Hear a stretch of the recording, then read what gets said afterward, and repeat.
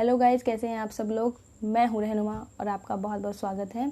आज हम हड़प्पा सभ्यता के आगे का टॉपिक कवर करेंगे, यानी कि अब तक जो मैं करा चुकी हूँ उसमें मैं उसका एक्सपेंशन करा चुकी हूँ। उसके अंदर जो जितने भी इम्पोर्टेंस फीचर थे वो मैं करा चुकी हूँ, जितने भी इम्पोर्टेंट सिटीज़ थी वो मैं करा चुकी हूँ।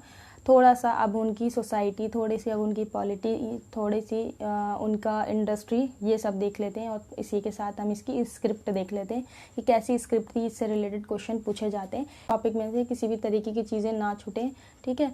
तो ये हो गई। इसी के साथ हमारी वीडियो को लाइक, शेयर एंड हमारे चैनल को सब्सक्राइब करना ना भूलें। तो लिपि पढ़ते हैं। लिपि कैसी थी? यहाँ की चित्रात्मक लिपि थी, ठीक है। तो दाएं से बाएं लिखी जाती थी, दाएं से बाएं, ऐसे दाएं से बाएं लिखी जाती थी। इस पद्धति को, जिस पद्धति में लिखी जाती थी उसको कहा जाता था ब्रूस्टोफेडन कहा जाता था। जिस पद्धति में जो स्टाइल था लिखने का उसको ब्रूस्टोफेडन कहा जाता था। अभी तक इसको पढ़ा नहीं गया है, ठीक। और इसमें सिंबल कितने हैं? सिंबल हैं इसमें 375 से 400 के बीच में। और सबसे इम्पॉर्टेंट चीज़ क्या है? सबसे ज़्यादा सिंबल किसके मिले हैं? यू, सबसे ज़्यादा सिंबल यू के मिले हैं। एंड जो है आपके मछली के सिंबल मिले हैं, ठीक है। मछली के सिंबल मिले हैं, ये इंपॉर्टेंट है स्क्रिप्ट में, और ज़्यादा कुछ इंपॉर्टेंट नहीं है। सो अब इनका इंडस्ट्रियल लाइफ देख लेते हैं कि भाई औद्योगिक जीवन कैसा था इनका। हमें ये देखना भी ज़रूरी है कि भाई कैसे अपना जीवन बसर कर रहे थे, वो सब चीज़ें, ठीक है। बेसिकली क्या है?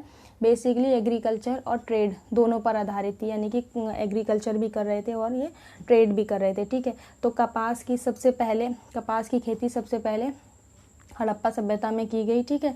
इसी के अलावा धान की खेती भी कर रहे थे ये, गेहूँ, जौ, रागी, चना, सरसों तेल, ये सब कर रहे थे। स्पेशली डिनोट किया है कि पशुपालन, यानी कि एनिमल हस्बेंड्री के अंदर किस किस चीज़ को नहीं पाला गया था? घोड़े और गाय को नहीं पाला गया था।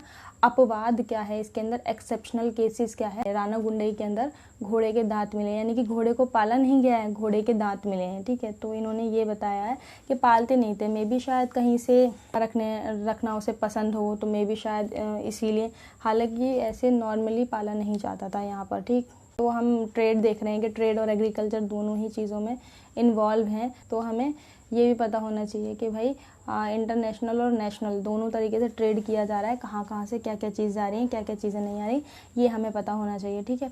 तो इंटरनेशनल ट्रेड दोनों हो रहा था, ठीक है। अंतर्राष्ट्रीय ट्रेड के अंदर ईरान, इराक, बहरीन, अफ़गानिस्तान से ये ट्रेड करते थे, ठीक।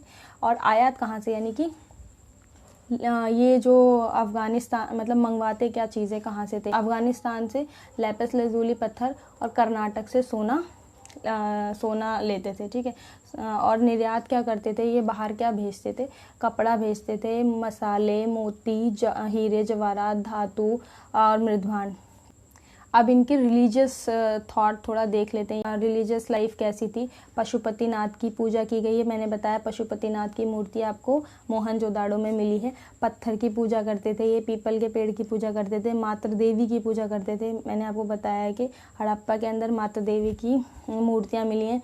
सांड की पूजा करते थे, जादू टोने में विश्वास रखते थे। यानी कि ओवरऑल इनका रिलीजियस लाइफ हमें इन सब साक्ष्यों के माध्यम से पता चल जाता है कि इन लोगों की रिलीजियस लाइफ कैसी थी, ठीक है। मे बी शायद ये पूछ ले कि पशुपतिनाथ की पूजा का क्या रिलेशन है, पशुपतिनाथ की मूर्ति कहाँ से मिली है। हमेशा साक्ष्यों से क्वेश्चन पूछे जाते हैं, सोर्सेज से क्वेश्चन पूछे जाते हैं, और जो कि मैं आपको बता चुकी हूँ।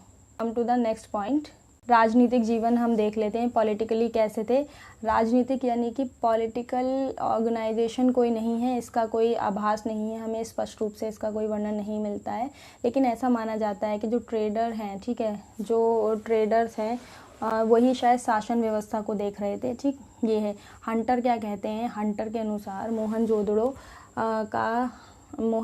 का शासन राजतंत्रात्मक न होकर जनतंत्रात्मक था, यानी कि जनता का तंत्र था। राजा जैसे कोई चीज़ नहीं थी हंटर के अनुसार। व्हीलर के अनुसार ये क्या कहते हैं? ये बोलते हैं कि सिंधु सभ्यता के लोगों का शासन मध्यम वर्गीय जनतंत्र था, यानी कि मध्यम वर्ग में कौन आता है? ये ट्रेडर्स वगैरह आते हैं। तो इन लोगों का शासन था और धर्म की महत्वता थी। हमने देख लिया कि कितनी सारी पूजा वगैरह हो रही हैं, तो उसके आधार पर हमें पता ही चल गया कि धर्म की इम्पोर्टेंस तो थी वहाँ पर, ठीक। अब हम देख लेते हैं इतनी बड़ी सिविलाइजेशन, इसका फॉल क्यों हुआ? डिक्लाइन क्यों हुआ, क्या रीज़न था इसके डिक्लाइन होने का, ठीक है। तो ये हम देख लेते हैं। कुछ ऐसा मानते हैं हिस्टोरियंस कि जलवायु परिवर्तन हुआ था, कि जलवायु चेंज हो गई थी, इसकी वजह से हड़प्पा सभ्यता का डिक्लाइन हो गया। कमज़ोर उत्तराधिकारी में भी शायद जो भी शासन चला रहे थे, चाहे व्यापारी हों चाहे कोई भी हो, ऐसा मानना है उनका, तो वो थोड़ा वीक पड़ गए, जिसकी वजह से पूरा सिस्टम बिगड़ चुका था।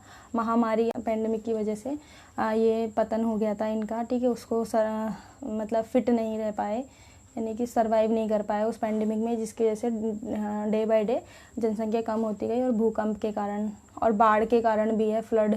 होप सो आप पूरी तरीके से मेरी बात को समझ पाए होंगे। मैंने आपको फुल डिटेल में सारी चीज़ें बता दी हैं। अगर आप इसको सही से पढ़ लेते हैं तो आपके क्वेश्चंस नहीं छूटेंगे। एंड हमारे कोई भी आपको डाउट हो, कोई भी क्वेरी हो, तो आप कमेंट बॉक्स के थ्रू हमें बता सकते हैं, और हमारे टेलीग्राम चैनल को भी ज्वाइन कर सकते हैं। डिस्क्रिप्शन में मैं उस चैनल का लिंक दे दूँगी, तो आप वहाँ पर ज्वाइन कर सकते हैं। वहीं पर आपको इसकी PDF मिल जाएगी।